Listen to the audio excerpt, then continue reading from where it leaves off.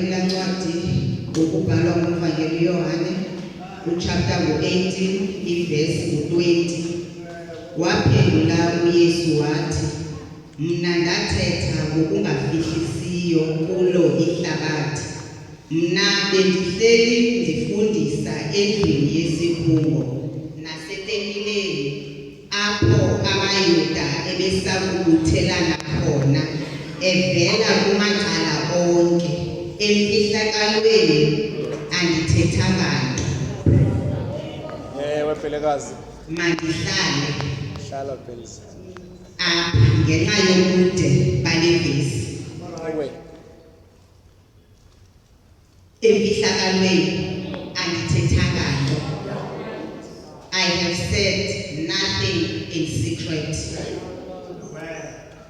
Yinqwelo ke le ekhawulezileyo kangangokubana i-preparation yam andizubasayenza kofuneka ndibethe njengendodana sikwinkundla kaAnasi ebekusappose asithethi nokuthetha ngayo kuba le nkundla yinkundla ye-high priest esayayitharishayo eyayinamashumi 7 eminyaka isidla ubomi 70 years.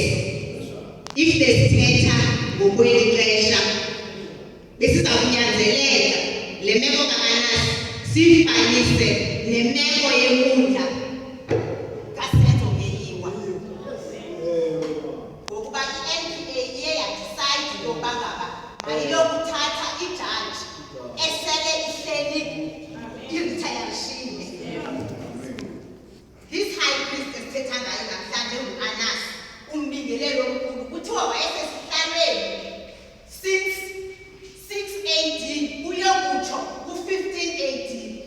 Ewe Pelekazi. Kodwa ngexesha apho khona kwakuzalwa le bhana sithetha ngayo, le bhana sikuyo, le bhana izalwe kanye ngexesha lesiganeko uYesu Kristu. Icenge uAnasi ebekwasisihlalo for 15 years.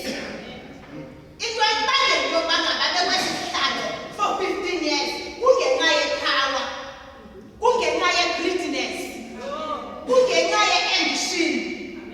Yamenza loo nto leyo into yokuba ngaba ngokubhalwa ngencwadi umvangeli Yohane unyana kaSelome, one of Jesus Christ's favorite apostles, xa ethetha from verse 1 to verse 12 kuyo le ncwadi sikuyo kuthi uYesu Kristu uyabanjwa eGetsemane phesheya komlambo iKidroni apho kuthiwa yayisisiguqo sikaYesu Kristu.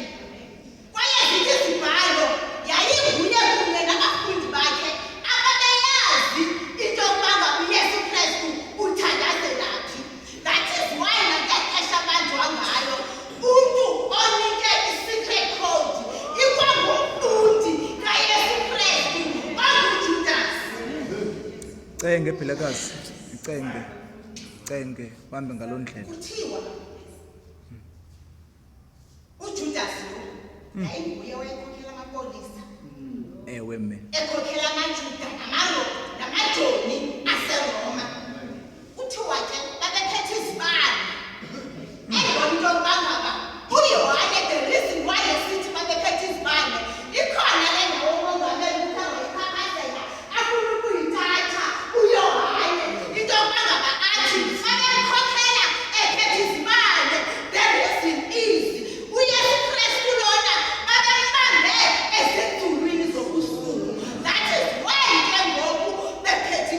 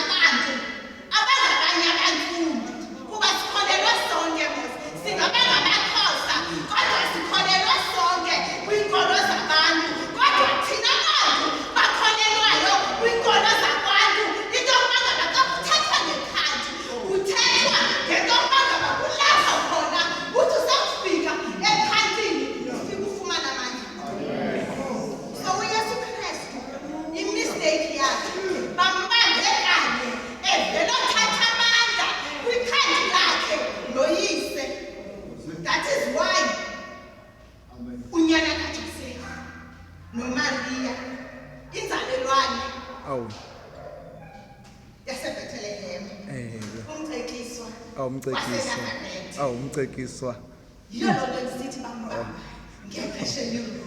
Mbilekazi. After ixesha lakhe evele ukuthetha kunye noyise xa ndikota a consistent prayer le yayisenziwa nguYesu Kristu kuba kuthiwa uYesu Kristu wayesiya kathathu ezibukweni.